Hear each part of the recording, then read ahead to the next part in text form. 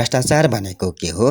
नेपालमा भ्रष्टाचार नियन्त्रण सम्बन्धमा भएका प्रयासहरू उल्लेख गर्नुहोस्। भ्रष्टाचार पतित आचरण, दूषित मर्यादा, नियम कानुन विरुद्ध नैतिक पतन हुने काम गर्नु, घुस खाई पक्षपातपूर्ण निर्णय र व्यवहार गर्नु भ्रष्टाचार हो।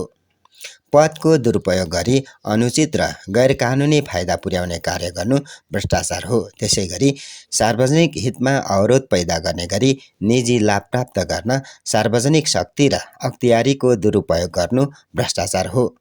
घुसखोरी, करकापले पैसा असुल्ने, नातावाद, सार्वजनिक सम्पत्ति निजी फाइदाका लागि प्रयोग गर्नु, मुनाफालाई उच्चतम बनाउन उपभोक्तालाई ठग्नु, कालोबजारी गर्नु समेत भ्रष्टाचार हो।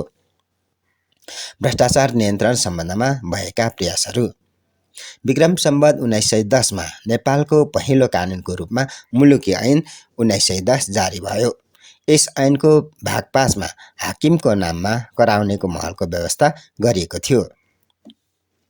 यसमा कर्मचारीले घुस खायो भन्ने विषयको उजुरी उप अपिल सुन्ने अड्डामा सिधै दर्ता हुने र हाकिमले घुस खायो भन्ने विषयको उजुरी लगत अपिल सुन्ने अड्डाले झिकाइ हेर्ने कानुनी व्यवस्था थियो। विक्रम सम्वत 2009 सालमा गठित परामर्शदात्री सरकारको अधिकारमा घुसखोरी, भ्रष्टाचार र नियुक्तिमा हुने पक्षपातलाई निर्मूल पार्ने भन्ने कुरा थियो। विक्रम सम्वत 2009 मा भ्रष्टाचार निवारण ऐन जारी भयो। राष्ट्र सेवकको भ्रष्टाचार निवारण ऐन 2013 देखि प्रारम्भ भयो। विक्रम सम्वत 2010 सालमा भ्रष्टाचार निवारण नियमको व्यवस्था भयो। विक्रम सम्वत 2013 सालमा विशेष प्रहरी विभागको स्थापना भयो। विक्रम सम्वत 2017 सालमा विक्रम सम्वत 2009 र 2013 का दुई ऐनलाई एकीकृत गरी भ्रष्टाचार निवारण ऐन 2017 जारी भयो।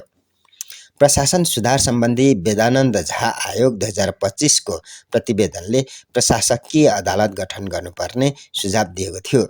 विक्रम सम्वत 2032 सालमा नेपालको संविधान 2019 को दोस्रो संशोधनद्वारा अख्तियार दुरुपयोग निवारण आयोगको संवैधानिक हैसियतमा स्थापना भयो। नेपाल अधिराज्यको संविधान 2047 ले संविधानको धारा 97 र 98 मा अख्तियार दुरुपयोग अनुसन्धान आयोगको काम, कर्तव्य र अधिकारको व्यवस्था गर्यो। नेपालको अन्तरिम संविधान 2063 को धारा 119, 120 र 121 मा यस आयोगको व्यवस्था गर्यो। वर्तमान नेपालको संविधानको धारा 238 र 239 मा अख्तियार दुरुपयोग अनुसन्धान आयोगको व्यवस्था गरिएको छ।